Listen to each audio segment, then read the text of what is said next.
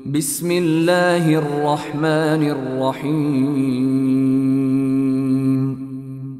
পরম করুণাময় ও অসীম দয়ালু আল্লাহর নামে শুরু। আলিফ লাম রা কিতাবুন উহকিমাত আয়াতুহু সুম্মা ফুসসিলাত মিন লাদুন হাকীমিন খবীর। আলিফ লাম র, এ এমন এক কিতাব যার আয়াতসমূহ সুপ্রতিষ্ঠিত, অতঃপর সবিস্তারে বর্ণিত, এক মহাজ্ঞানী সর্বজ্ঞ সত্তার পক্ষ হতে। আল্লা তা'বুদু ইল্লাল্লাহ ইন্নানী লাকুম মিনহু নাযীরুন ওয়া বাশীর। যেন তোমরা আল্লাহ ব্যতীত অন্য কারো বন্দেগী না করো, নিশ্চয় আমি তোমাদের প্রতি তারই পক্ষ হতে সতর্ককারী ও সুসংবাদদাতা। وَأَنِ اسْتَغْفِرُوا رَبَّكُمْ ثُمَّ تُوبُوا إِلَيْهِ يُمَتِّعْكُمْ مَتَاعًا حَسَنًا إِلَى أَجَلٍ مُّسَمًّى وَيُؤْتِ كُلَّ ذِي فَضْلٍ فَضْلَهُ وَإِن تَوَلَّوْا فَإِنِّي أخاف عليكم عذاب يوم كبير। আর তোমরা নিজেদের পালনকর্তার সমীপে ক্ষমা প্রার্থনা করো, অনন্তর তারই প্রতি মনোনিবেশ করো, তাহলে তিনি তোমাদেরকে নির্দিষ্ট সময় পর্যন্ত উৎকৃষ্ট জীবনোপকরণ দান করবেন এবং অধিক আমলকারীকে বেশি করে দেবেন। আর যদি তোমরা বিমুখ হতে থাকো, তবে আমি তোমাদের উপর এক মহাদিবসের আযাবের আশঙ্কা করছি। ইলাল্লাহি মারজিউকুম ওয়া হুয়া আলা কুল্লি শাইইন কাদির। আল্লাহর সান্নিধ্যে তোমাদেরকে ফিরে যেতে হবে, আর তিনি সবকিছুর উপর ক্ষমতাবান। আলা ইন্নাহুম ইয়াসনুনা সুদুরহুম লিয়াস্তাখফু মিনহু ألا حين يستغشون ثيابهم يعلم ما يسرون وما يعلنون إنه عليم بذات الصدور। জেনে রাখো, নিশ্চয়ই তারা নিজেদের বক্ষদেশ ঘুরিয়ে দেয় যেন আল্লাহর নিকট হতে লুকাতে পারে। শুনো, তারা যখন কাপড়ে নিজেদেরকে আচ্ছাদিত করে, তিনি তখনও জানেন যা কিছু তারা চুপিসারে বলে আর প্রকাশ্যভাবে বলে। নিশ্চয় তিনি জানেন যা কিছু অন্তরসমূহে নিহিত রয়েছে। ওয়ামা মিন দাব্বাতিন ফিল আরদি ইল্লা আলাল্লাহি রিজকুহা ওয়া ইয়ালামু মুস্তাকাররাহা ওয়া মুস্তাওদাআহা কুল্লুন ফি কিতাবিম মুবিন। আর পৃথিবীতে কোনো বিচরণশীল নেই, তবে সবার জীবিকার দায়িত্ব আল্লাহ নিয়েছেন। তিনি জানেন তারা কোথায় থাকে এবং কোথায় সমাপিত হয়। সবকিছুই এক সুবিন্যস্ত কিতাবে রয়েছে। وهو الذي خلق السماوات والأرض في 6 أيام وكان عرشه على الماء ليبلوكم أيكم أحسن عملا ولئن قلت إنكم مبعوثون من بعد الموت ليقولن الذين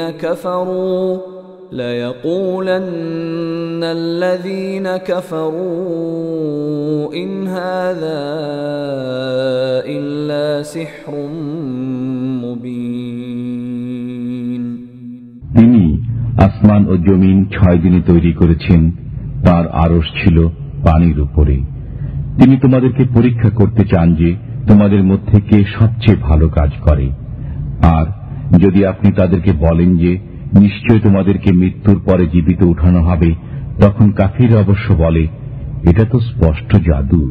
ولئن أخرنا عنهم العذاب إلى أمة معدودة ليقولن ما يحبسه ألا يوم يأتيهم ليس مصروفا عنهم وحاق بهم ما كانوا به يستهزئون আর যদি আমি এক নির্ধারিত মেয়াদ পর্যন্ত তাদের আযাব স্থগিত রাখি তাহলে তারা নিশ্চয়ই বলবে কোন জিনিসে আযাব ঠেকিয়ে রাখছে। শুনে রাখো, যেদিন তাদের উপর আযাব এসে পড়বে সেদিন কিন্তু তা ফিরে যাওয়া নয়। তারা যে ব্যাপারে উপহাস করত তাই তাদেরকে ঘিরে ফেলবে। وَلَئِنْ أَذَقْنَا الْإِنسَانَ مِنَّا رَحْمَةً ثُمَّ نَزَعْنَاهَا مِنْهُ إِنَّهُ لَيَئُوسٌ كَفُورٌ আর অবশ্যই যদি আমি মানুষকে আমার রহমতের আস্বাদ গ্রহণ করতে দেই অতঃপর তা তার থেকে ছিনিয়ে নেই তাহলে সে হতাশ ও কৃতঘ্ন হয়। وَلَئِنْ أَذَقْنَاهُ نَعْمَاءَ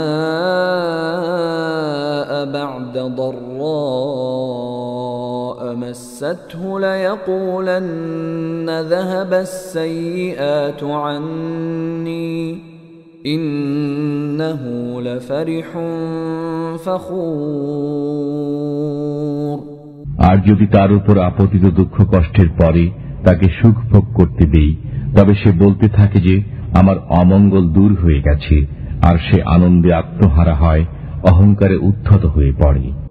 إلا الذين صبروا وعملوا الصالحات أولئك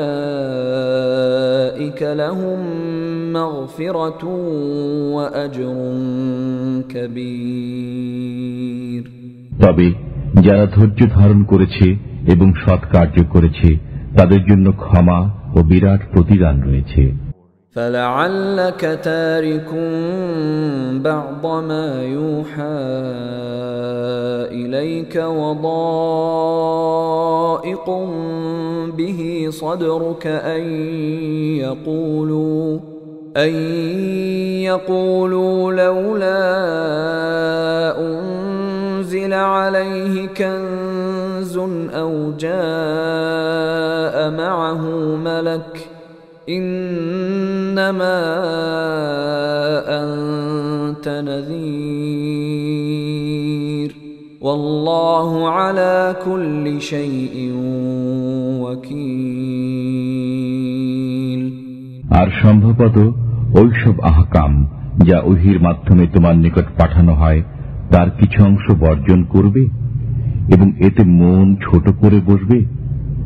তাদের এ কথায় যে তার উপর কোনো ধন ভাণ্ডার কেন অবতীর্ণ হয়নি অথবা তার সাথে কোনো ফেরেশতা আসেনি কেন, তুমি তো শুধু সতর্ককারী মাত্র, আর সবকিছুর দায়িত্বভারিত আল্লাহ নিয়েছেন। أم يقولون افتراه قل فأتوا بعشر سور مثله مفتريات وادعوا من استطعتم من دون الله إن كنتم صادقين তারা কি বলে, কোরআন তুমি তৈরি করেছ? তুমি বলো, তবে তোমরাও অনুরূপ 10টি সূরা তৈরি করে নিয়ে আসো এবং আল্লাহ ছাড়া যাকে পারো ডেকে নাও যদি তোমাদের কথা সত্য হয়ে থাকে। فإن لم يستجيبوا لكم فاعلموا أنما أنزل بعلم الله وأن لا إله إلا هو فهل أنتم مسلمون অতঃপর তারা যদি তোমাদের কথা পূরণ করতে অপারগ হয় তবে জেনে রাখো এটা আল্লাহর ইলম দ্বারা অবতীর্ণ হয়েছে। আরো একিন করে নাও যে আল্লাহ ব্যতীত কোনো অন্য মাবুদ নেই। অতএব এখন কি তোমরা আত্মসমর্পণ করবে? من كان يريد الحياة الدنيا وزينتها نوفي إليهم أعمالهم فيها نوفي إليهم أعمالهم فيها وهم فيها لا يبخسون যে ব্যক্তি পার্থিব জীবন ও তার চাকচিক্য কামনা করে, আমি তাদের দুনিয়াতেই তাদের আমলের প্রতিফল ভোগ করিয়ে দেব এবং তাতে তাদের প্রতি কিছুমাত্র কমতি করা হবে না। أولئك الذين ليس لهم في الآخرة إلا النار وحبط ما صنعوا فيها وباطل ما كانوا يعملون এরাই হলো সেসব লোক আখিরাতে যাদের জন্য আগুন ছাড়া নেই। তারা এখানে যা কিছু করেছিল সবই বরবাদ করেছে, আর যা কিছু উপার্জন করেছিল সবই বিনষ্ট হল। أفمن كان على بينة من ربه ويتلوه شاهد منه ومن قبله كتاب موسى إماما ورحمة أولئك يؤمنون به ومن يكفر به من الأحزاب فالنار موعده فلا تك في مرية منه إنه الحق من ربك ولكن أكثر الناس لا يؤمنون আচ্ছা বলো তো, যে ব্যক্তি তার প্রভু সুস্পষ্ট পথে রয়েছে আর সাথে সাথে আল্লাহর তরফ হতে একটি সাক্ষীও বর্তমান রয়েছে এবং তার পূর্ববর্তী মুসা আলাইহিস সালামের কিতাব ও সাক্ষী যা ছিল পথ নির্দেশক তরফ হতে একটি সাক্ষীও বর্তমান রয়েছে এবং তার পূর্ববর্তী মুসা আলাইহিস সালামের কিতাব ও সাক্ষী যা ছিল পথ নির্দেশক ও রহমত স্বরূপ এর কিতাব ও সাক্ষী যা ছিল পথ নির্দেশক ও রহমত স্বরূপ, তিনি কি অন্যান্যের সমান? অতএব তারা কোরআনের প্রতি ঈমান আনে, আর ওই সব দলের যে কেউ তা অস্বীকার করে দোজখী হবে তার ঠিকানা। অতএব আপনি তাতে কোনো সন্দেহে থাকবেন না, নিঃসন্দেহে এটা আপনার পালনকর্তার পক্ষ হতে ধ্রুব সত্য, তথাপি অনেকেই তা বিশ্বাস করে না। ومن أظلم ممن افترى على الله كذبا أولئك يعرضون على ربهم ويقول الأشهاد هؤلاء الذين كذبوا على ربهم ألا لعنة الله على الظالمين আর তাদের চেয়ে বড় জালিম কে হতে পারে যারা আল্লাহর প্রতি মিথ্যারোপ করে? এসব লোককে তাদের পালনকর্তার সাক্ষাৎ সম্মুখীন করা হবে, আর সাক্ষীগণ বলতে থাকবে, এরাই ওই সব লোক যারা তাদের পালনকর্তার প্রতি মিথ্যারোপ করেছিল। শুনে রাখো, জালিমদের উপরে আল্লাহর অভিসম্পাত রয়েছে। الذين يصدون عن سبيل الله ويبغونها عوجا وهم بالآخرة هم كافرون যারা আল্লাহর পথে বাধা দেয় আর তাতে বক্রতা খুঁজে বেড়ায়, এরাই আখিরাতকে অস্বীকার করে। أولئك لم يكونوا معجزين في الأرض وما كان لهم من دون الله من أولياء يضاعف لهم العذاب ما كانوا يستطيعون السمع وما كانوا يبصرون তারা পৃথিবীতে আল্লাহকে অপারগ করতে পারবে না এবং আল্লাহ ব্যতীত তাদের কোনো সাহায্যকারীও নেই। তাদের জন্য দ্বিগুণ শাস্তি রয়েছে, তারা শুনতে পারত না এবং দেখতেও পেত না। أولئك الذين خسروا أنفسهم وضل عنهم ما كانوا يفترون এরা সেই লোক যারা নিজেরাই নিজেদেরকে ক্ষতিগ্রস্ত করেছে, আর তারা যা কিছু মিথ্যা মাবুদ সাব্যস্ত করেছিল তা সবই তাদের থেকে হারিয়ে গেছে। لا جرم أنهم في الآخرة هم الأخسرون আখিরাতে এরাই হবে সর্বাধিক ক্ষতিগ্রস্ত, কোনো সন্দেহ নেই। إن الذين آمنوا وعملوا الصالحات وأخبتوا إلى ربهم أولئك أصحاب الجنة هم فيها خالدون নিশ্চয় যারা ঈমান এনেছে ও সৎ কাজ করেছে এবং স্বীয় পালনকর্তার সঙ্গে বিনয় প্রকাশ করেছে, তারাই বেহেশতবাসী, সেখানেই তারা চিরকাল থাকবে। مثل الفريقين كالأعمى والأصم والبصير والسميع هل يستويان مثلا أفلا تذكرون উভয় পক্ষের দৃষ্টান্ত হচ্ছে যেমন অন্ধ ও বধির এবং যে দেখতে পায় ও শুনতে পায়, উভয়ের অবস্থা কি এক সমান? তবু তোমরা কি ভেবে দেখো না? وَلَقَدْ أَرْسَلْنَا نُوحًا إِلَى قَوْمِهِ إِنِّي لَكُمْ نَذِيرٌ مُبِينٌ আর অবশ্যই আমি নূহ আলাইহিস সালামকে তার জাতির প্রতি প্রেরণ করেছি। তিনি বললেন, নিশ্চয় আমি তোমাদের জন্য প্রকাশ্য সতর্ককারী। أَلَّا تَعْبُدُوا إِلَّا اللَّهَ إِنِّي أَخَافُ عَلَيْكُمْ عَذَابَ يَوْمٍ أَلِيمٍ তোমরা আল্লাহ ব্যতীত কারো ইবাদত করবে না, নিশ্চয় আমি তোমাদের ব্যাপারে এক যন্ত্রণাদায়ক দিনের আযাবের ভয় করছি। فقال الملأ الذين كفروا من قومه ما نراك إلا بشرا مثلنا وما نراك اتبعك إلا الذين هم أراذلنا بادي الرأي وما نرى لكم علينا من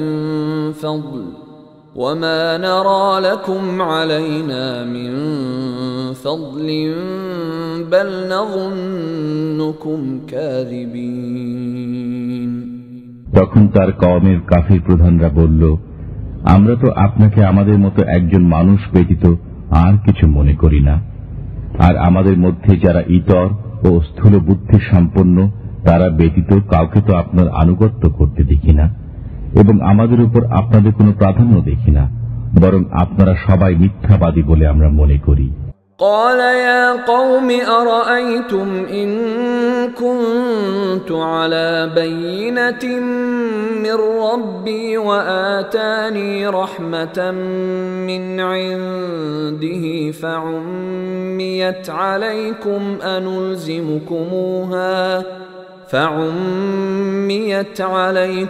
أنلزمكموها وأنتم لها كارهون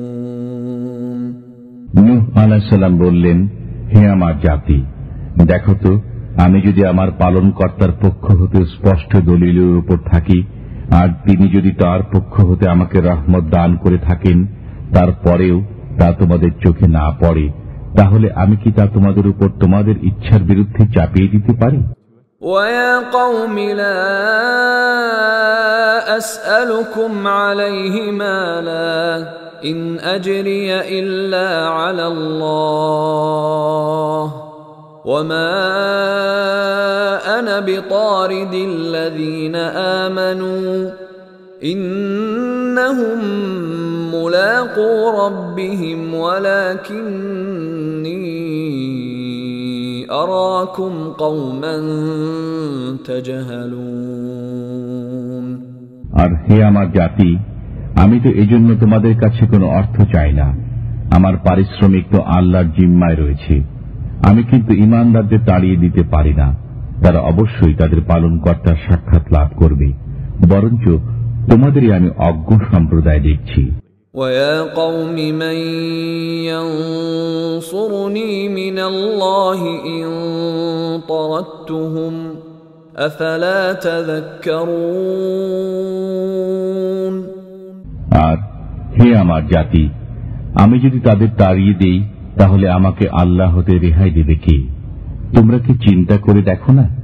ولا أقول لكم عندي خزائن الله ولا أعلم الغيب ولا أقول إني ملك ولا أقول للذين تزدري أعينكم لن يؤتيهم الله خيرا الله أعلم بما في أنفسهم إني إذا لمن الظالمين।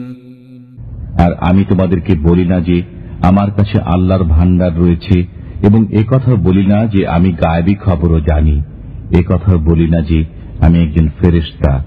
আর তোমাদের দৃষ্টিতে যারা লাঞ্ছিত, আল্লাহ তাদের কোনো কল্যাণ দান করবেন না। তাদের মনের কথা আল্লাহ ভালো করে জানেন, সুতরাং এমন কথা বললে আমি অন্যায়কারী হব। قالوا يا نوح قد جادلتنا فأكثرت جدالنا فأتنا بما تعدنا إن كنت من الصادقين। তারা বলল, হে নূহ, আমাদের সাথে আপনি তর্ক করেছেন এবং অনেক কলহ করেছেন, এখন আপনার সেই আযাব নিয়ে আসুন যে সম্পর্কে আপনি আমাদেরকে সতর্ক করেছেন, যদি আপনি সত্যবাদী হয়ে থাকেন। قال إنما يأتيكم به الله إن شاء وما أنتم بمعجزين। তিনি বলেন, তা তোমাদের কাছে আল্লাহ আনবেন যদি তিনি ইচ্ছা করেন, তখন তোমরা পালিয়ে তাকে অপারগ করতে পারবে না। ولا ينفعكم نصحي إن أردت أن أنصح لكم إن كان الله يريد أن يغويكم هو ربكم وإليه ترجعون। আর আমি তোমাদের নসিহত করতে চাইলেও তা তোমাদের জন্য ফলপ্রসূ হবে না, যদি আল্লাহ তোমাদেরকে গোমরাহ করতে চান। তিনি তোমাদের পালনকর্তা এবং তার কাছেই তোমাদের ফিরে যেতে হবে। أم يقولون افتراه قل إن افتريته فعلي إجرامي وأنا بريء مما تجرمون। তারা কি বলে, আপনি কোরআন রচনা করে এনেছেন? আপনি বলে দিন, আমি যদি রচনা করে এনে থাকি তবে সে অপরাধ আমার, আর তোমরা যেসব অপরাধ করো তার সাথে আমার কোনো সম্পর্ক নেই। وأوحي إلى نوح أنه لن يؤمن من قومك إلا من قد آمن أنه لن يؤمن من قومك إلا من قد آمن فلا تبتئس بما كانوا يفعلون। আর নূহ আলাইহিস সালামের প্রতি ওহী প্রেরণ করা হলো যে যারা ইতিমধ্যে ঈমান এনেছে তাদের ছাড়া আপনার জাতির অন্য কেউ ঈমান আনবে না, অতএব তাদের কার্যকলাপে বিমর্ষ হবেন না। واصنع الفلك بأعيننا ووحينا ولا تخاطبني في الذين ظلموا إنهم مغرقون। আর আপনি আমার সম্মুখে আমারই নির্দেশ মোতাবেক একটি নৌকা তৈরি করুন এবং পাপিষ্ঠদের ব্যাপারে আমাকে কোনো কথা বলবেন না, অবশ্যই তারা ডুবে মরবে। ويصنع الفلك وكلما مر عليه ملأ من قومه سخروا منه قال إن تسخروا منا فإنا نسخر منكم كما تسخرون। তিনি নৌকা তৈরি করতে লাগলেন, আর তার কওমের নেতৃস্থানীয় ব্যক্তিরা যখন পার্শ্ব দিয়ে যেত তখন তাকে বিদ্রূপ করত। তিনি বললেন, তোমরা যদি আমাদের উপহাস করে থাকো তবে তোমরা যেমন উপহাস করছো আমরাও তদ্রূপ তোমাদের উপহাস করছি। فسوف تعلمون من يأتيه عذاب يخزيه ويحل عليه عذاب مقيم। অতঃপর অচিরে জানতে পারবে লাঞ্ছনাজনক আযাব কার উপর আসে এবং চিরস্থায়ী আযাব কার উপর অবতরণ করে। حتى إذا جاء أمرنا وفارت النور قل نحمل فيها من كل زوجين اثنين قل نحمل فيها من كل زوجين اثنين وأهلك إلا من سبق عليه القول ومن آمن وما آمن معه إلا قليل। অবশেষে যখন আমার হুকুম এসে পৌঁছল এবং ভূপৃষ্ঠ উচ্ছ্বসিত হয়ে উঠল, আমি বললাম, সর্বপ্রকার জোড়ার 2টি করে এবং যাদের উপরে পূর্বাহ্নে হুকুম হয়ে গেছে তাদের বাদ দিয়ে আপনার পরিজনবর্গ ও সকল ঈমানদারগণকে নৌকায় তুলে নিন। বলা বাহুল্য, অতি অল্প সংখ্যক লোকই তার সাথে ঈমান এনেছিল। وقال اركبوا فيها بسم الله مجريها ومرساها إن ربي لغفور رحيم। আর তিনি বললেন, তোমরা এতে আরোহণ করো, আল্লাহর নামেই এর গতি ও স্থিতি, আমার পালনকর্তা অতি ক্ষমা পরায়ণ মেহেরবান।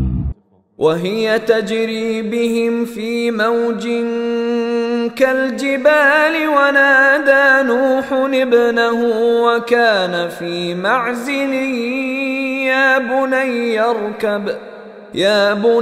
اركب معنا ولا تكن مع الكافرين। আর নৌকাখানি তাদের বহন করে চলল পর্বত প্রমাণ তরঙ্গমালার মাঝে। আর নূহ আলাইহিস সালাম তার পুত্রকে ডাক দিলেন, আর সে সরে রয়েছিল। তিনি বললেন, প্রিয় বৎস, আমাদের সাথে আরোহণ করো এবং কাফিরদের সাথে থেকো না। قال سآوي إلى جبل يعصمني من الماء قال لا عاصم اليوم من أمر الله إلا من رحم وحال بينهما الموج فكان من المغرقين। সে বলল, আমি অচিরেই কোন পাহাড়ে আশ্রয় নেব যা আমাকে পানি হতে রক্ষা করবে। নূহ আলাইহিস সালাম বললেন, আজিকার দিনে আল্লাহর হুকুম থেকে কোনো রক্ষাকারী নেই, একমাত্র তিনি যাকে দয়া করবেন। এমন সময় উভয়ের মাঝে তরঙ্গ আড়াল হয়ে দাঁড়ালো, ফলে সে নিমজ্জিত হল। وقيل يا أرض ابلعي ماءك ويا سماء أقلعي وغيض الماء وقضي الأمر واستوت على الجودي وقيل بعدا للقوم الظالمين। আর নির্দেশ দেয়া হলো, হে পৃথিবী, তোমার পানি গিলে ফেলো, আর হে আকাশ, ক্ষান্ত হও। আর পানি হ্রাস করা হলো এবং কাজ শেষ হয়ে গেল। আর যদি পর্বতে নৌকা ভিড়ল এবং ঘোষণা করা হলো, দুরাত্মা কাফিররা নিপাত যাক। ونادى نوح ربه فقال رب إن ابني من أهلي وإن وعدك الحق وإن وعدك الحق وأنت أحكم الحاكمين। আর নূহ আলাইহিস সালাম তার পালনকর্তাকে বললেন, হে পরওয়ারদিগার, আমার পুত্র তো আমার পরিজনদের অন্তর্ভুক্ত, আর আপনার ওয়াদাও নিঃসন্দেহে সত্য, আর আপনি সর্বাপেক্ষা বিজ্ঞ ফয়সালাকারী। قال يا نوح إنه ليس من أهلك إنه عمل غير صالح فلا تسألني ما ليس لك به علم إني أعظك أن تكون من الجاهلين। আল্লাহ বললেন, হে নূহ, নিশ্চয় সে আপনার পরিবারভুক্ত নয়, নিশ্চয়ই সে দুরাচার। সুতরাং আমার কাছে এমন দরখাস্ত করবেন না যার খবর আপনি জানেন না। আমি আপনাকে উপদেশ দিচ্ছি যে আপনি অজ্ঞদের দলভুক্ত হবেন না। قال رب إني أعوذ بك أن أسألك ما ليس لي به علم وإلا تغفر لي وترحمني أكن من الخاسرين। নূহ আলাইহিস সালাম বললেন, হে আমার পালনকর্তা, আমার যা জানা নেই এমন কোন দরখাস্ত করা হবে, আমি আপনার কাছে আশ্রয় চাইছি। আপনি যদি আমাকে ক্ষমা না করেন, দয়া না করেন, তাহলে আমি ক্ষতিগ্রস্ত হব। قيل يا نوح اهبط بسلام منا وبركات عليك وعلى أمم ممن معك وأمم سنمتعهم ثم يمسهم منا عذاب أليم। হুকুম হলো, হে নূহ, আমার পক্ষ হতে নিরাপত্তা এবং আপনার নিজের ও সঙ্গীয় সম্প্রদায়গুলির উপর বরকত সহকারে অবতরণ করুন, আর অন্যান্য যেসব সম্প্রদায় রয়েছে আমি তাদেরকেও উপকৃত হতে দেব। অতঃপর তাদের উপর আমার দারুণ আযাব আপতিত হবে। تلك من أنباء الغيب نوحيها إليك ما كنت تعلمها أنت ولا قومك من قبل هذا فاصبر إن العاقبة للمتقين। এটা গায়েবের খবর, আমি আপনার প্রতি ওহী প্রেরণ করছি। ইতিপূর্বে এটা আপনার এবং আপনার জাতির জানা ছিল না। আপনি ধৈর্য ধারণ করুন। যারা ভয় করে চলে তাদের পরিণাম ভালো, সন্দেহ নেই। وإلى عاد أخاهم هودا قال يا قوم اعبدوا الله ما لكم من إله غيره إن أنتم إلا مفترون। আর আদ জাতির প্রতি আমি তাদের ভাই হুদকে প্রেরণ করেছি। তিনি বলেন, হে আমার জাতি, আল্লাহর বন্দেগী করো, তিনি ভিন্ন তোমাদের কোনো মাবুদ নেই, তোমরা সবাই মিথ্যা আরোপ করছো। يا قوم لا أسألكم عليه أجرا إن أجري إلا على الذي فطرني أفلا تعقلون। হে আমার জাতি, আমি এজন্য তোমাদের কাছে কোনো মজুরি চাই না। আমার মজুরি তাঁরই কাছে যিনি আমাকে পয়দা করেছেন। তবু তোমরা কেন বুঝো না? ويا قوم استغفروا ربكم ثم توبوا إليه يرسل السماء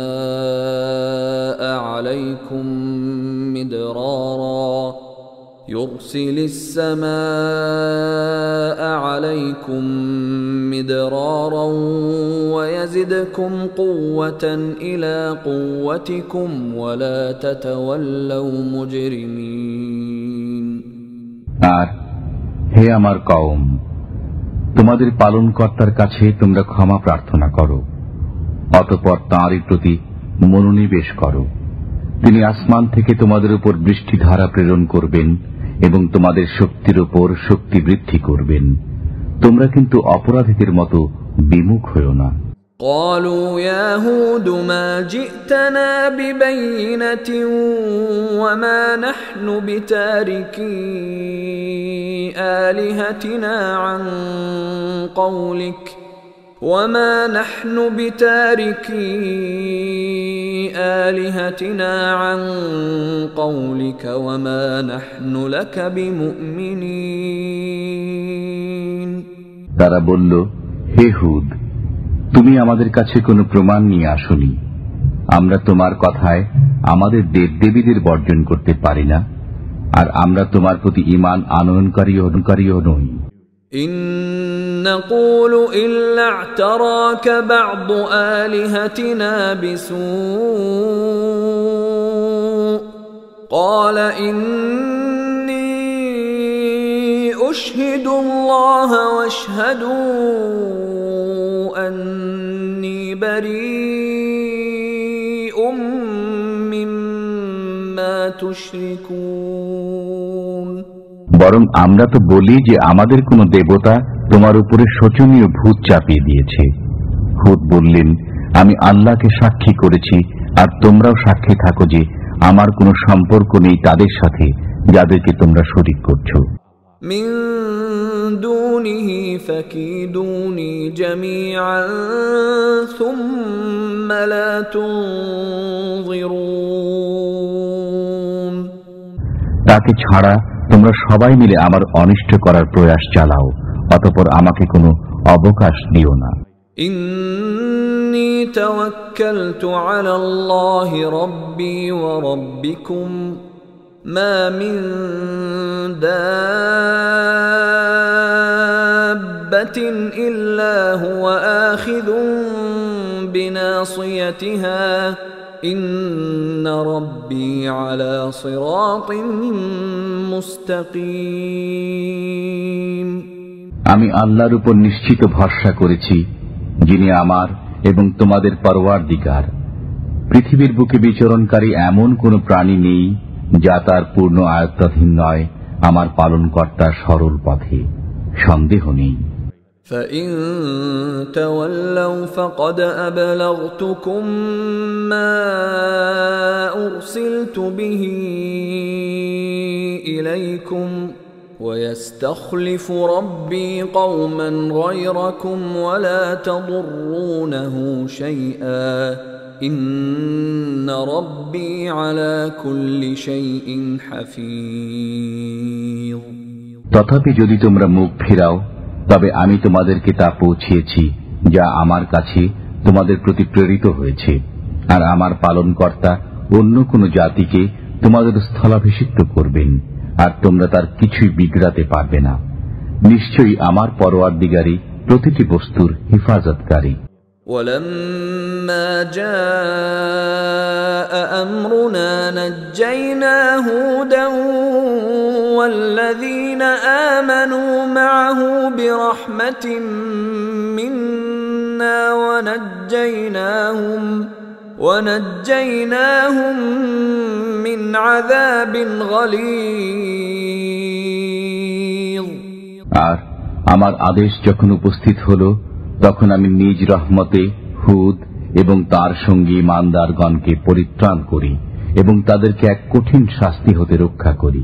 وَتِلْكَ عَادٌ جَحَدُوا بِآيَاتِ رَبِّهِمْ وَعَصَوْا رُسُلَهُ وَاتَّبَعُوا أَمْرَ كُلِّ جَبَّارٍ عَنِيدٍ।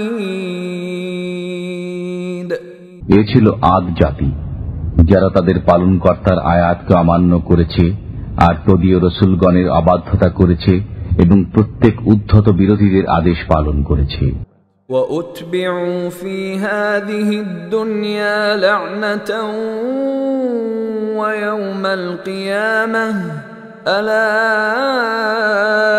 إِنَّ عَادًا كَفَرُوا رَبَّهُمْ ألا بعدا لعاد قوم هود এ দুনিয়ায় তাদের পিছনে পিছনে লানত রয়েছে এবং কিয়ামতের দিনেও। জেনে রাখো, আদ জাতি তাদের পালনকর্তাকে অস্বীকার করেছে। হুদের জাতি আদ জাতির প্রতি অভিসম্পাত রয়েছে, জেনে রাখো। وإلى ثمود أخاهم صالحا قال يا قوم اعبدوا الله ما لكم من إله غيره هو أنشأكم من الأرض واستعمركم فيها فاستغفروه ثم توبوا إليه إن ربي قريب مجيب আর সামুদ জাতির প্রতি তাদের ভাই সালেহকে প্রেরণ করি। তিনি বললেন, হে আমার জাতি, আল্লাহর বন্দেগী করো, তিনি ছাড়া তোমাদের কোনো উপাস্য নেই। তিনি জমিন হতে তোমাদেরকে পয়দা করেছেন, তন্মধ্যে তোমাদেরকে বসতি দান করেছেন। অতএব তার কাছে ক্ষমা প্রার্থনা করো, অতঃপর তারই দিকে ফিরে চলো। আমার পালনকর্তা নিকটই আছেন, কবুল করে থাকেন, সন্দেহ নেই। قالوا يا صالح قد كنت فينا مرجوا قبل هذا أتنهانا أن نعبد ما يعبد آباؤنا وإننا لفي شك مما تدعونا إليه مريب তারা বলল, হে সালেহ, ইতিপূর্বে তোমার কাছে আমাদের বড় আশা ছিল। আমাদের বাপ দাদা যার পূজা করত, তুমি কি আমাদেরকে তার পূজা করতে নিষেধ করো? কিন্তু যার প্রতি তুমি আমাদের আহ্বান জানাচ্ছ, আমাদের তাতে এমন সন্দেহ রয়েছে যে মন মোটেই সায় দিচ্ছে না।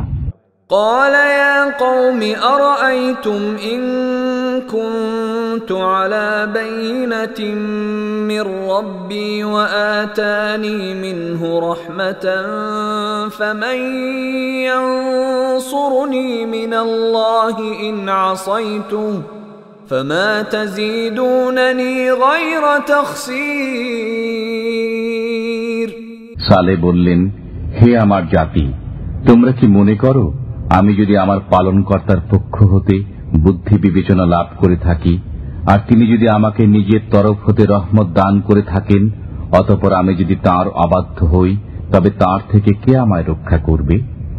তোমরা তো আমার ক্ষতি ছাড়া কিছুই বৃদ্ধি করতে পারবে না। وَيَا قَوْمِ هَذِهِ نَاقَةُ اللَّهِ لَكُمْ آيَةً فذروها تأكل في أرض الله ولا تمسوها بسوء فيأخذكم عذاب قريب আর হে আমার জাতি, আল্লাহর এই উষ্ট্রীটি তোমাদের জন্য নিদর্শন, অতএব তাকে আল্লাহর জমিনে বিচরণ করে খেতে দাও এবং তাকে মন্দভাবে স্পর্শ করবে না, নতুবা অতি সত্বর তোমাদেরকে আযাব পাকড়াও করবে। فعقروها فقال تمتعوا في داركم 3 أيام ذلك وعد غير مكذوب তবুও তারা এটার পা কেটে দিল। তখন সালে বললেন, তোমরা নিজেদের গৃহে 3টি দিন উপভোগ করে নাও, এটা এমন ওয়াদা যা মিথ্যা হবে না। فلما جاء أمرنا نجينا صالحا والذين آمنوا معه برحمة منا ومن خزي يومئذ إن ربك هو القوي العزيز অতঃপর আমার আযাব যখন উপস্থিত হল, তখন আমি সালেহকে ও তদীয় সঙ্গী ইমানদারগণকে নিজ রহমতে উদ্ধার করি এবং সেদিনকার অপমান হতে রক্ষা করি। নিশ্চয় তোমার পালনকর্তা, তিনিই সর্বশক্তিমান, পরাক্রমশালী। وأخذ الذين ظلموا الصيحة فأصبحوا في ديارهم جاثمين আর ভয়ঙ্কর গর্জন পাপিষ্ঠদের পাকড়া করল, ফলে ভোর হতে না হতেই তারা নিজ নিজ গৃহসমূহে উপুড় হয়ে পড়ে রইল। كأن لم يغنوا فيها ألا إن ثمود كفروا ربهم ألا بعدا لثمود যেন তারা কোনো দিনই সেখানে ছিল না। জেনে রাখো, নিশ্চয় সামুদ জাতি তাদের পালনকর্তার প্রতি অস্বীকার করেছিল। আর শুনে রাখো, সামুদ জাতির জন্য অভিশাপ রয়েছে। ولقد جاءت رسلنا إبراهيم بالبشرى قالوا سلاما قال سلام فما لبث أن جاء بعجل حنيذ আর অবশ্যই আমার প্রেরিত ফেরেশতারা ইব্রাহিমের কাছে সুসংবাদ নিয়ে এসেছিল।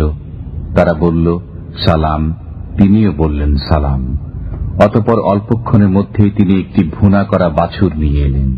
فلما رأى أيديهم لا تصل إليه نكرهم وأوجس منهم خيفة قالوا لا تخف إنا أرسلنا إلى قوم لوط কিন্তু যখন দেখলেন যে আহার্যের দিকে তাদের হস্ত প্রসারিত হচ্ছে না, তখন তিনি সন্দিগ্ধ হলেন এবং মনে মনে তাদের সম্পর্কে ভয় অনুভব করতে লাগলেন। তারা বলল, ভয় পাবেন না, আমরা লূতের কওমের প্রতি প্রেরিত হয়েছি। وامرأته قائمة فضحكت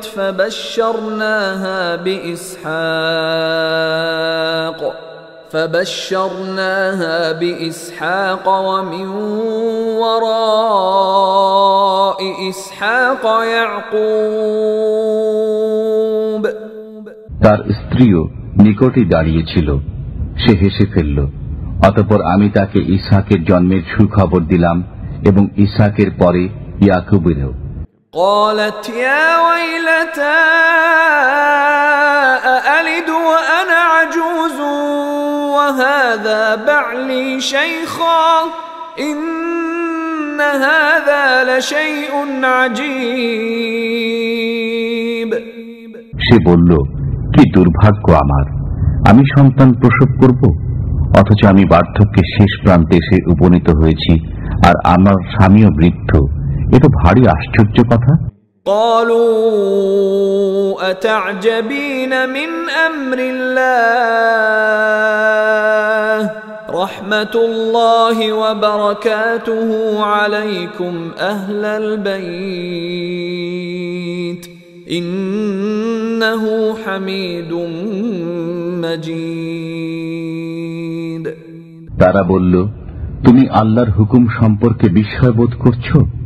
হে গৃহবাসীরা, তোমাদের উপর আল্লাহর রহমত ও প্রভূত বরকত রয়েছে। নিশ্চয় আল্লাহ প্রশংসিত, মহিমাময়।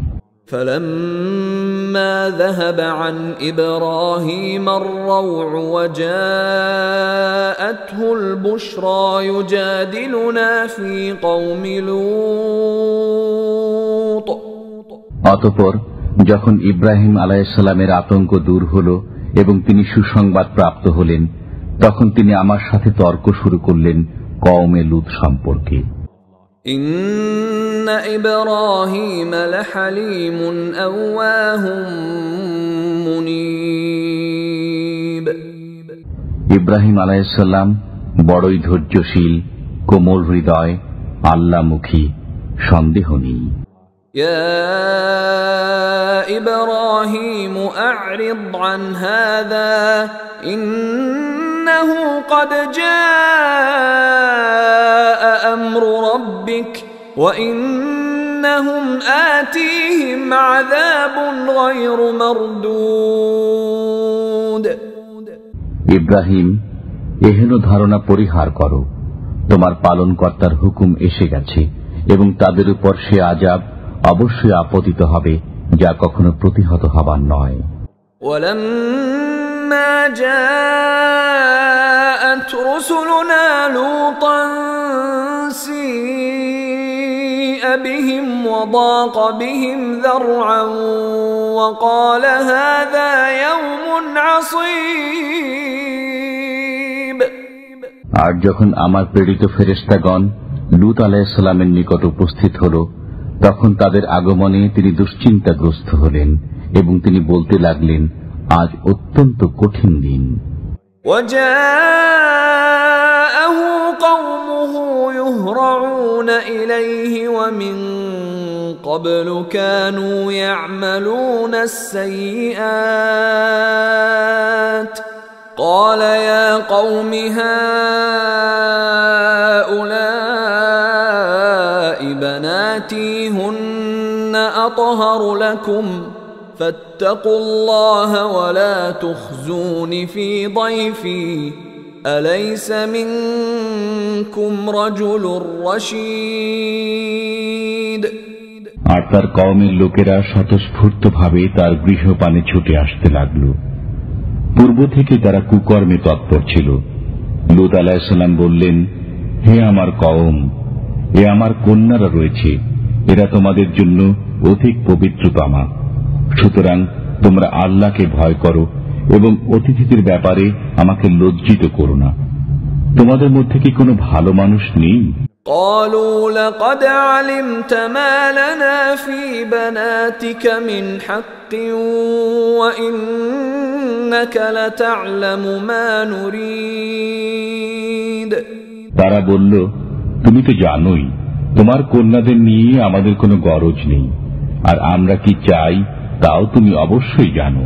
قال لو أن لي بكم قوة أو آوي إلى ركن شديد। লূত আলাইহিস সালাম বললেন, হায়, তোমাদের বিরুদ্ধে যদি আমার শক্তি থাকত অথবা আমি কোনো সুদৃঢ় আশ্রয় গ্রহণ করতে সক্ষম হতাম। قالوا يا لوط إنا رسل ربك لن يصلوا إليك فأسر بأهلك بقطع من الليل ولا يلتفت منكم أحد إلا امرأتك إنه مصيبها ما أصابهم إن موعدهم الصبح أليس الصبح بقريب। মেহমান ফেরেশতাগণ বলল, হে লূত আলাইহিস সালাম, আমরা তোমাদের পালনকর্তার পক্ষ হতে প্রেরিত ফেরেশতা, এরা কখনো তোমার দিকে পৌঁছতে পারবে না। ব্যাস, তুমি কিছুটা রাত থাকতে থাকতে নিজের লোকজন নিয়ে বাইরে চলে যাও, আর তোমাদের কেউ যেন পিছনে ফিরে না তাকায়। কিন্তু তোমার স্ত্রী, নিশ্চয় তার উপরও ওটা আপতিত হবে যা ওদের উপর আপতিত হবে। ভোরবেলায় তাদের প্রতিশ্রুতির সময়, ভোর কি খুব কাছে নয়? فلما جاء أمرنا جعلنا عاليها سافلها وأمطرنا عليها حجارة من سجيل منضود। অবশেষে যখন আমার হুকুম এসে পৌঁছল, তখন আমি উক্ত জনপদকে উপরকে নিচে করে দিলাম এবং তার উপর স্তরে স্তরে কাকর পাথর বর্ষণ করলাম। মুসাওয়ামাতান ইনদা রাব্বিক ওয়া মা হিয়া মিনাল যালিমিন বিবাঈদ। যার প্রতিটি তোমার পালনকর্তার নিকট চিহ্নিত ছিল, আর তা পাপিষ্ঠদের থেকে খুব দূরেও নয়। وإلى مدين أخاهم شعيبا قال يا قوم اعبدوا الله ما لكم من إله غيره ولا تنقصوا المكيال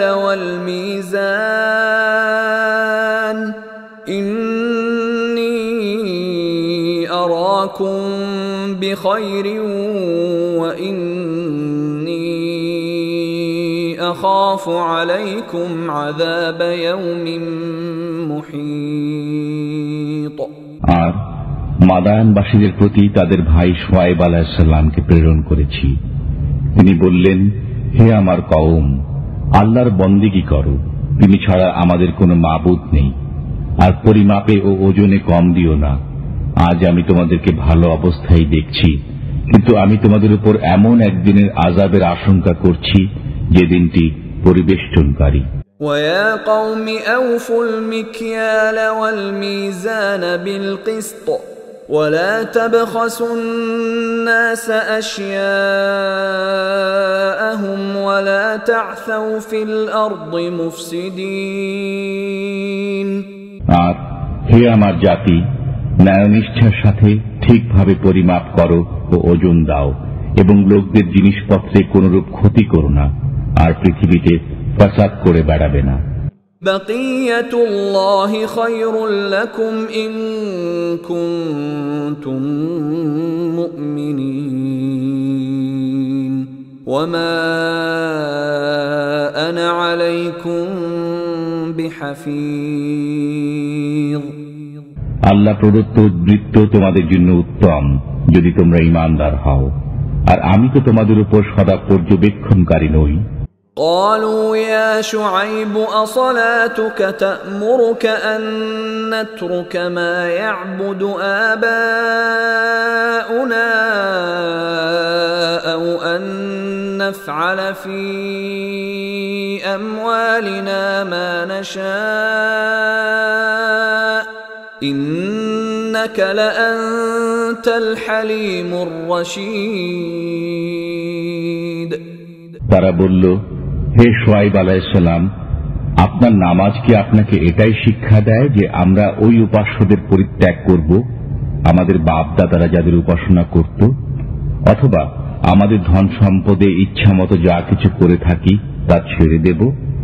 আপনি তো একজন খাসা মহৎ ব্যক্তি ও সৎপথের পথিক।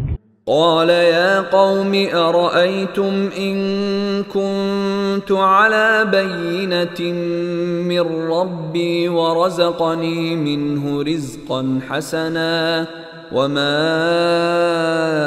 أريد أن أخالفكم إلى ما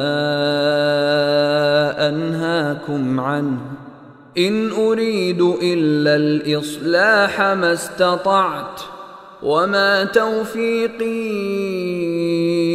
إلا بالله عليه توكلت وإليه أنيب। শুআয়ব আলাইহিস সালাম বললেন, হে দেশবাসী, তোমরা কি মনে করো, আমি যদি আমার পরওয়ারদিগারের পক্ষ হতে সুস্পষ্ট দলিলের উপর কায়েম থাকি, আর তিনি যদি নিজের তরফ হতে আমাকে উত্তম রিজিক দান করে থাকেন, তবে কি আমি তাঁর হুকুম অমান্য করতে পারি? আর আমি চাই না যে তোমাদেরকে যা ছাড়াতে চাই পরে নিজেই সে কাজে লিপ্ত হব। আমি তো যথাসাধ্য শোধরাতে চাই। আল্লাহর মদদ দ্বারাই কিন্তু কাজ হয়ে থাকে। আমি তাঁর উপরে নির্ভর করি এবং তাঁরই প্রতি ফিরে যাই। وَيَا قَوْمِ لَا يَجْرِمَنَّكُمْ شِقَاقِي أَن يُصِيبَكُم مِّثْلُ مَا أَصَابَ قَوْمَ نُوحٍ أَوْ قَوْمَ هُودٍ أَوْ قَوْمَ صَالِحٍ وَمَا قَوْمُ لُوطٍ مِّنكُم بِبَعِيدٍ। আর হে আমার জাতি, আমার সাথে জিদ করে তোমরা নূহ বা হুদ অথবা সালেহ আলাইহিস সালামের কওমের মতো নিজেদের উপর আযাব ডেকে আনবে না। আর লূতের জাতি তো তোমাদের থেকে খুব দূরে নয়। واستغفروا ربكم ثم توبوا إليه إن ربي رحيم ودود। আর তোমাদের পালনকর্তার কাছে মার্জনা চাও এবং তারই পানে ফিরে এসো।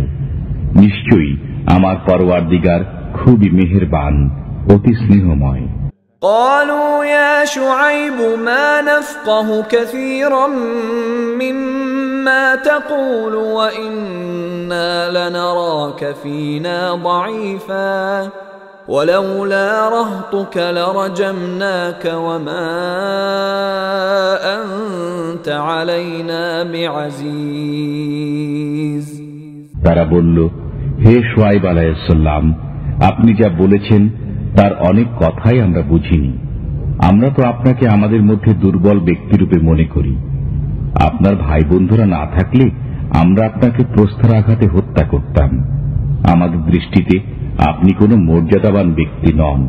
قال يا قوم أرهطي أعز عليكم من الله واتخذتموه وراءكم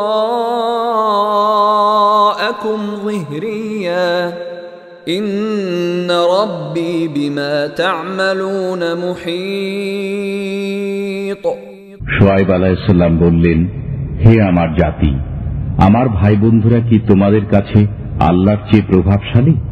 আর তোমরা তাকে তো বিস্তৃত হয়ে পেছনে ফেলে রেখেছ। নিশ্চয়ই তোমাদের কার্যকলাপ আমার পালনকর্তার আয়ত্তে রয়েছে। وَيَا قَوْمِ اعْمَلُوا عَلَى مَكَانَتِكُمْ إِنِّي عَامِلٌ سَوْفَ تَعْلَمُونَ مَنْ يَأْتِيهِ عَذَابٌ يُخْزِيهِ وَمَنْ هُوَ كَاذِبٌ وَارْتَقِبُوا إِنِّي مَعَكُمْ رَقِيبٌ আর হে আমার জাতি, তোমরা নিজ স্থানে কাজ করে যাও, আমিও কাজ করছি। অচিরেই জানতে পারবে কার উপর অপমানকর আযাব আসে আর কে মিথ্যাবাদী। আর তোমরাও অপেক্ষায় থাকো, আমিও তোমাদের সাথে অপেক্ষায় রইলাম। ولما جاء أمرنا نجينا شعيبا والذين آمنوا معه برحمة منا وأخذت الذين ظلموا الصيحة فأصبحوا في ديارهم جاثمين আর আমার হুকুম যখন এলো, আমি শুআয়ব আলাইহিস সালাম ও তার সঙ্গী ঈমানদারগণকে নিজ রহমতে রক্ষা করি, আর পাপিষ্ঠদের উপর বিকট গর্জন পতিত হল। ফলে ভোর না হতেই তারা নিজেদের ঘরে উপুর হয়ে পড়ে রইল। كأن لم يغنوا فيها ألا بعدا لمدين كما بعدت ثمود যেন তারা সেখানে কখনো বসবাসী করেনি। জেনে রাখো, সামুদের প্রতি অভিসম্পাদের মতো মাদিয়ানবাসীর উপরেও অভিসম্পাদ।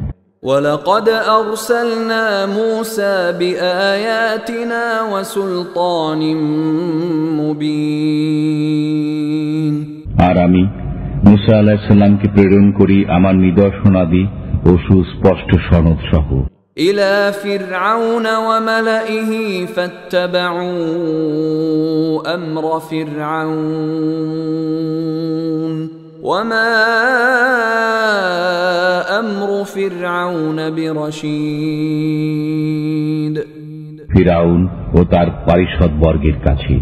তবুও তারা ফিরাউনের হুকুমে চলতে থাকে, অথচ ফিরাউনের কোনো কথা ন্যায়সঙ্গত ছিল না।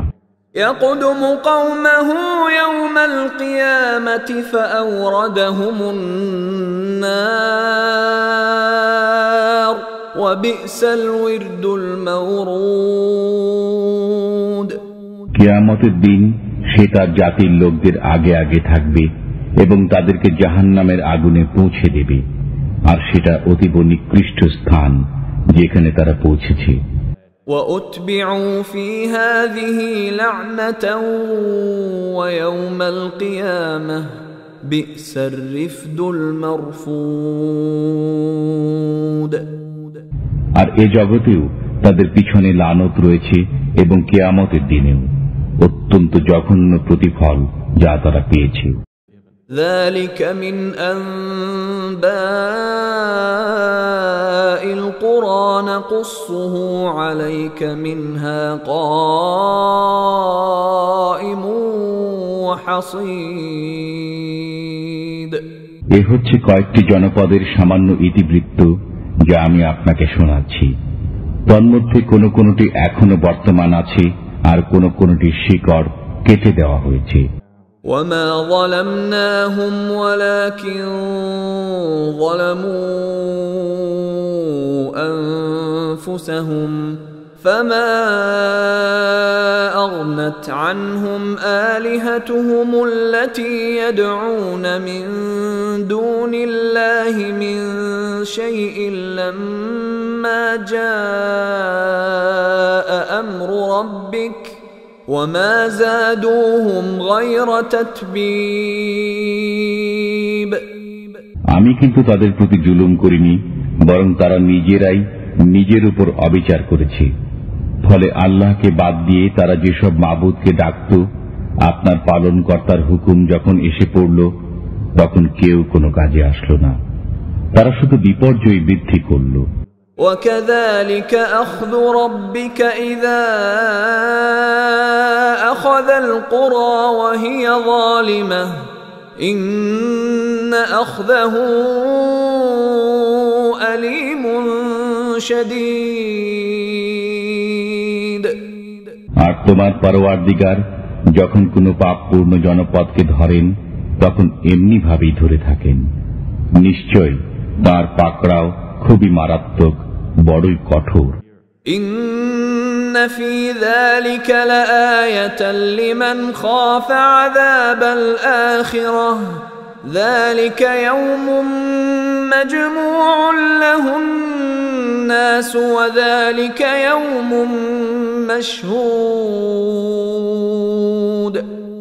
নিশ্চয় এর মধ্যে নিদর্শন রয়েছে এমন প্রতিটি মানুষের জন্য যে আখিরাতের আযাবকে ভয় করে।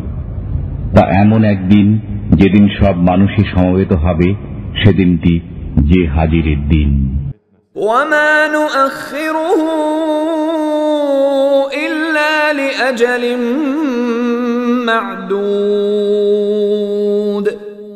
আর আমি যে তা বিলম্বিত করি তা শুধু একটি ওয়াদার কারণে যা নির্ধারিত রয়েছে।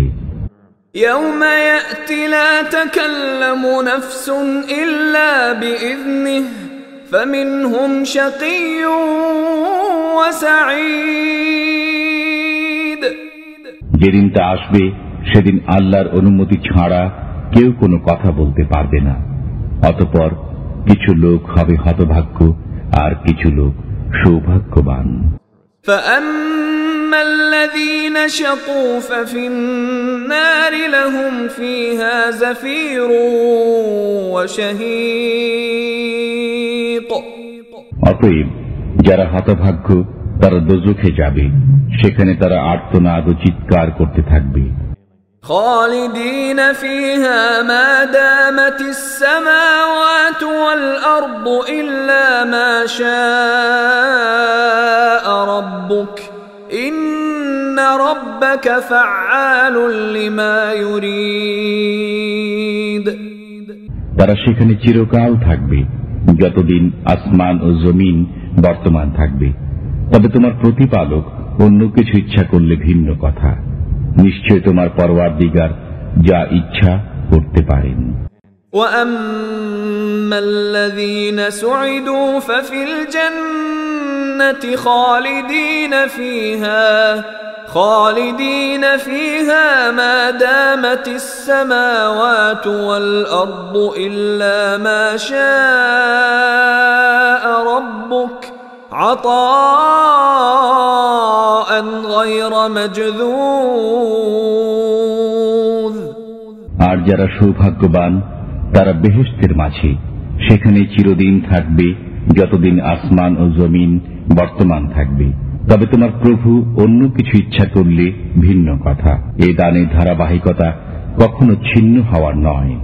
فلا تك في مرية مما يعبد هؤلاء ما يعبدون إلا كما يعبد آباؤهم من قبل وإنا لموفوهم نصيبهم غير منقوص অতএব তারা যেসবের উপাসনা করে তুমি সে ব্যাপারে কোনরূপ ধোঁকায় পড়বে না। তাদের পূর্ববর্তী বাপ দাদারা যেমন পূজা উপাসনা করত, এরাও তেমন করছে। আর নিশ্চয় আমি তাদেরকে আযাবের ভাগ কিছুমাত্র কম না করেই পুরোপুরি দান করব। وَلَقَدْ آتَيْنَا مُوسَى الْكِتَابَ فَاخْتُلِفَ فِيهِ وَلَوْلَا كَلِمَةٌ سَبَقَتْ مِنْ رَبِّكَ لَقُضِيَ بَيْنَهُمْ وَإِنَّهُمْ لَفِي شَكٍّ مِّنْهُ مُرِيبٍ। আর আমি মুসা আলাইহিস সালামকে অবশ্যই কিতাব দিয়েছিলাম, অতঃপর তাতে বিরোধ সৃষ্টি হল। বলা বাহুল্য তোমার পালনকর্তার পক্ষ থেকে। একটি কথা যদি আগেই বলা না হতো তাহলে তাদের মধ্যে চূড়ান্ত ফয়সালা হয়ে যেত। তারা এ ব্যাপারে এমনই সন্দেহপ্রবণ যে কিছুতেই নিশ্চিত হতে পারছে না। وَإِنَّ كُلًّا لَّمَّا لَيُوَفِّيَنَّهُمْ رَبُّكَ أَعْمَالَهُمْ إِنَّهُ بِمَا يَعْمَلُونَ خَبِيرٌ। আর যত লোকই হোক না কেন, যখন সময় হবে তোমার প্রভু তাদের সকলেরই আমলের প্রতিদান পুরোপুরি দান করবেন। নিশ্চয় তিনি তাদের যাবতীয় কার্যকলাপের খবর রাখেন। فاستقم كما أمرت ومن تاب معك ولا تطغوا إنه بما تعملون بصير। অতএব তুমি এবং তোমার সাথে যারা তওবা করেছে সবাই সোজা পথে চলে যাও, যেমন তোমায় হুকুম দেওয়া হয়েছে, এবং সীমা লঙ্ঘন করবে না। তোমরা যা কিছু করছো নিশ্চয় তিনি তার প্রতি দৃষ্টি রাখেন। ولا تركنوا إلى الذين ظلموا فتمسكم النار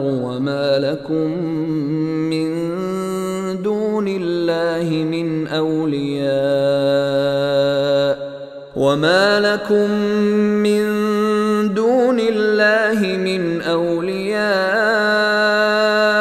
ثم لا تنصرون। আর পাপিষ্ঠদের প্রতি ঝুঁকবে না, নতুবা তোমাদেরকেও আগুনে ধরবে। আর আল্লাহ ছাড়া তোমাদের কোনো বন্ধু নেই, অতএব কোথাও সাহায্য পাবে না। وأقم الصلاة طرفي النهار وزلفا من الليل إن الحسنات يذهبن السيئات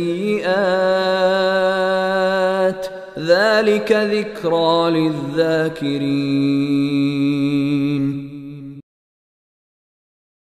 এবং রাতেরও প্রান্তভাগে পুণ্য কাজ অবশ্যই পাপ দূর করে দেয়। যারা স্মরণ রাখে তাদের জন্য এটা একটা মহা স্মারক। واصبر فإن الله لا يضيع أجر المحسنين। আর ধৈর্য ধারণ করো, নিশ্চয়ই আল্লাহ পুণ্যবানদের প্রতিদান বিনষ্ট করেন না। فلولا كان من القرون من قبلكم أولو بقية ينهون عن الفساد في الأرض إلا قليلا ممن أنجينا منهم واتبع الذين ظلموا ما أترفوا فيه وكانوا مجرمين। কাজেই তোমাদের পূর্ববর্তী জাতিগুলির মধ্যে এমন সৎকর্মশীল কেন রইল না যারা পৃথিবীতে বিপর্যয় সৃষ্টি করতে বাধা দিত? তবে মুষ্টিমেয় লোক ছিল যাদেরকে আমি তাদের মধ্য হতে রক্ষা করেছি। আর পাপিষ্ঠরা তো ভোগবিলাসে মত্ত ছিল, যার সামগ্রী তাদেরকে যথেষ্ট দেওয়া হয়েছিল। আসলে তারা ছিল মহা অপরাধী।